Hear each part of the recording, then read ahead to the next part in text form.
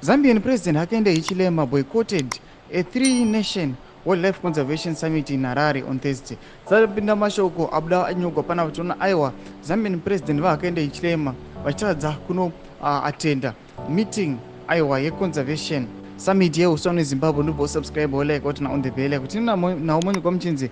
Hichilema non participation is perceived as a further indication of the ongoing diplomatic strain between him and President Emmerson Mnangagwa.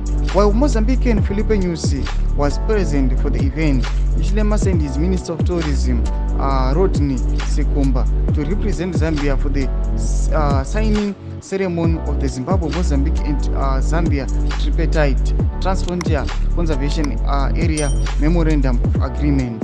The rift between President Hichilema and Mnangagwa was sparked by the later recent comments made during the visit to Russia. Ndomashwa kubuda panapa noda kuti vanhu vakuassume vakufunga kuti aiwa kusatenda kwakaita Hakainde Hichilema this signing ceremony yaitiwa neZambia pamwechete neZimbabwe neMozambique yaonekwa sekunge aiwa Hichilema azvikonzeresa nokuda kwerift yakakonzereswa naED Mnangagwa panhauza yakanotaura kuRussia aiwa pama-insecurities aanawo kandi aiva nawo. Ndomasvika kutogonewa zvinzi aiwa kusanosiyana kwakaita kakatova kutowedzera tension uku.